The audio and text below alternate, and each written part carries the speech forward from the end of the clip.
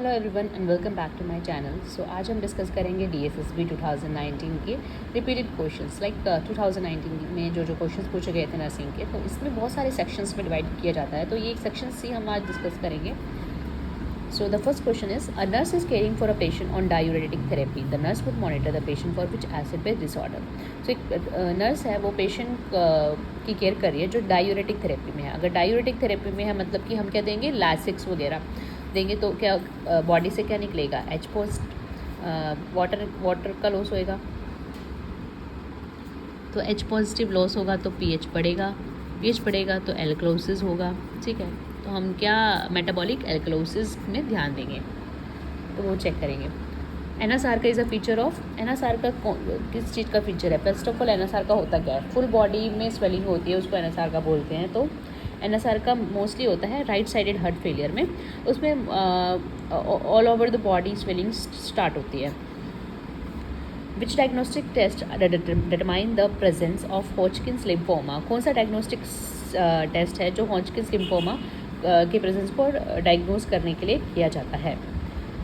Presence of Philadelphia chromosomes, presence of nephroblast in the bone marrow, presence of malignant cell in the CCF, presence of Reed Steinberg cell in the lymph nodes. So Hodgkin's lymphoma हमारे Reed Steinberg cells lymph node में present होते हैं, तो मतलब कि confirmed diagnostic test है।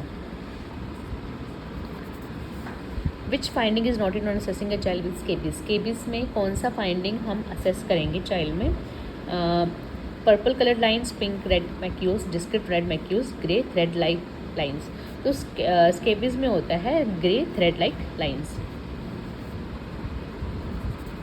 What is the correct position to be maintain for patient who show signs of shock?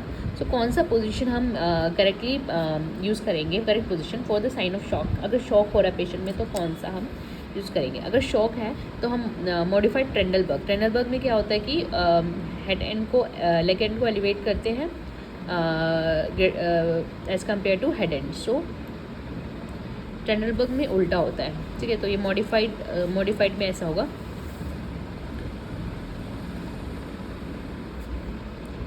Modified Trendelenburg position for the patient who show sign of shock, the lower extremities are elevated to an angle of about 20 degree. So ये जो elevation है ये 20 degree का है। The knees are straight, the trunk is horizontal, और जो हमारा trunk होगा वो होगा horizontal, and the head is slightly elevated, और हेड होगा slightly elevated. So this is the modified Trendelenburg position. A patient is in the stage of dying and says that I just want to see my grand children's birth, then I am ready. Identify the stage of dying. So इसमें हमें क्या बोलते हैं, एक patient है वो मरने की कंडीशन में है, और वो कहता है अपने लास्ट वर्ड की, मेरे को बस अपने ग्रैंड चिल्ड्रंस के बर्थ देखना है और फिर उसके बाद मैं रेडी हूँ। ठीक है, तो उसमें क्या है कि ये बार्गेन कर रहा है कि मुझे लास्ट टाइम अपने उसको देखना है ग्रैंड चिल्ड्रंस को, तभी मैं मरने के लिए रेडी हूँ। तो बार्गेनिंग है। इसमें होता है डाबडा, जो स्टेजेस ऑफ डाइंग में होता है DABDA, denial, anger, bargaining, depression, acceptance. Which is the only immunoglobulin transported through placenta to the foetus? कौन सा इम्यूनोग्लोबिन है जो प्लेसेंटा से फीटस में ट्रांसपोर्ट होता है? वो होता है immunoglobin G. Placenta to foetus होता है इम्यूनोग्लोबिन जी। इन विकल्पों में से रीढ़ की हड्डी के ट्यूमर के शुरुआती लक्षण पहचानें। मतलब कि रीढ़ की हड्डी जो होती है उसके ट्यूमर के शुरुआती लक्षण हमें पहचानने हैं। तापमान, स्पर्श, दर्द की बिगड़ी हुई संवेदना, स्थिति बदल जाती है जिसके परिणाम स्वरूप पूर्ण बेहोशी, गतिविधि, तनाव और लेटने से दर्द बिगड़ जाता है, बेडोल कमजोरी और अंग संकोच।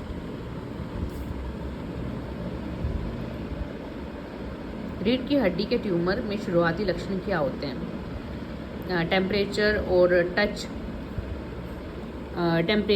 और या टच करने में दर्द होता है, सेकेंड स्थिति बदल जाती है जिसके परिणाम स्वरूप पूर्ण बेहोशी, स्टार्टिंग में लाइक डिजीनेस होता है, देन गतिविधि, तनाव और लेटने से दर्द बिगड़ जाता है, मतलब कि स्ट्रेस से या फिर स्लीपिंग पोजीशन में, फ्लैट पोजीशन में ज़्यादा पेन होता है। इसका आंसर है third. Then which nursing care is to be provided pre-operatively to a baby born with exstrophy of bladder? Which nursing care is provided pre-operatively to a baby born with exstrophy of bladder? एक baby को born होता है exstrophy bladder exstrophy से, उसको हम pre operatively क्या nursing care provide करेंगे? Immerse the baby in water while bathing, baby को वाटर में डालेंगे while bathing. Cover the bladder with sterile petroleum gauze, then place the baby in prone position, keep the bladder mucosa dry. So हम basically क्या करते हैं, अगर एक्स्ट्रॉफी of bladder हो रहा है तो हम कवर करते हैं ब्लैडर को with sterile petroleum gauze. So mostly ये रिपीटेड क्वेश्चन है. विच वो describe the ABO blood grouping. ABO blood grouping किसने डिस्क्राइब किया था? कार्ल लैंडस्टीनर ने. कार्ल लैंडस्टीनर ने ABO blood grouping was describe by Karl Landsteiner. Dash में लहर मिट्टी के चिन्ह देखे जाते हैं.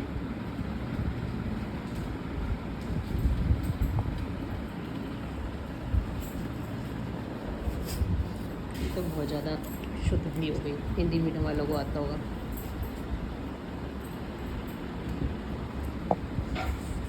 ये छोड़ देते हैं. What is advantage of venturi mask. Venturi mask का क्या एडवांटेज होता है? High concentration O two deliver accurately, O two is deliver quickly for short periods, promote potently high density aerosol, deliver precise and high flow rate. हाँ, precise और high flow rate of oxygen इससे deliver होता है. Precise rate, हम rate को क्या बोलते हैं, सेट कर सकते हैं, और ऑक्सीजन फ्लो रेट भी हाई में स्टार्ट कर सकते हैं. सांस्कृतिक अंतराल, किसने इस पद की शुरुआत की? विलियम्स एवं ऑगबर्न. जी.आर. मदन. सांस्कृतिक अंतराल किसने इस पद की? विलियम्स एवं ऑगबर्न. ये आंसर दे रखा था DSSP में. A nurse assistant ET intubation, the doctor advised to maintain cuff pressure between 20 to 25. What is the complication of low cuff pressure? So एक ET इंट्यूबेशन में डॉक्टर ने कफ प्रेशर जो हम लगाते हैं वो 20 से 25 प्रिस्क्राइब किया. क्या कॉम्प्लिकेशन हो सकते हैं लो कफ प्रेशर के, वो हमें बताना है. Risk for aspiration, pneumonia, asthenia, tracheal bleeding and precursor necrosis. अगर हम लो कफ प्रेशर लगाएंगे तो एस्पिरेशन निमोनिया के होने के चांसेस ज़्यादा हो जाते हैं, तो इसलिए हम मेंटेन करते हैं 20 से 25 में. What is the common pathophysiology mechanism of acute pancreatitis. Common pathophysiological mechanism acute pancreatitis का क्या है? Over production of enzyme, malabsorption of enzyme, motorisation of pancreas, formation of new beta pancreatic cells. So what is the common pathophysiology and mechanism of acute pancreatitis. Acute pancreatitis में क्या होता है कि acute मतलब कि slowly हो रहा है लंबे टाइम के लिए, ठीक है. ऑटो इसमें पैनक्रियास अपने आप को ऑटो डाइजेस्ट करने लग जाता है, ठीक है. तो एक्यूट पैनक्रेटाइटिस में यही कॉमन पैथोफिजियोलॉजी है. इनमें दिए गए विकल्पों में से जाति व्यवस्था के अवगुणों को पहचानें. ये भी आप छोड़ दीजिए. Which vaccine is not administered to an HIV positive child. इसमें से कौन सा हम HIV पॉजिटिव चाइल्ड को नहीं देंगे? तो हमें इम्यूनो कम्प्रोमाइज़ को लाइव वैक्सीन नहीं देते हैं. सो OPV इसमें लाइव वैक्सीन है, ये नहीं देंगे, ठीक है. बाकी दे सकते हैं हम. When a person changes from one position to another position of equal status, it is called. जब एक पर्सन को हम चेंज करते हैं एक पोजीशन दूसरे पोजीशन में इक्वल स्टेटस में, तो उसको हम क्या कहते हैं? Downward social mobility, upward social mobility, vertical और horizontal mobility. Identify the correct statement with regard to post necrotic cirrhosis. Correct statement post necrotic cirrhosis मतलब कि नेक्रोटिक सिरोसिस के बाद का जो करेक्ट स्टेटमेंट है वो हमें बताना है. It is associated with chronic biliary obstruction. It is a result of complication of viral toxic hepatitis. It is associated with alcohol abuse. It results from कॉर कार्बन ब्रेकाइटिस. मतलब कि पोस्ट मतलब कि उसके बाद होने वाला, तो वायरल टॉक्सिक हेपेटाइटिस होने के चांसेस ज़्यादा होते हैं, तो ये आंसर है.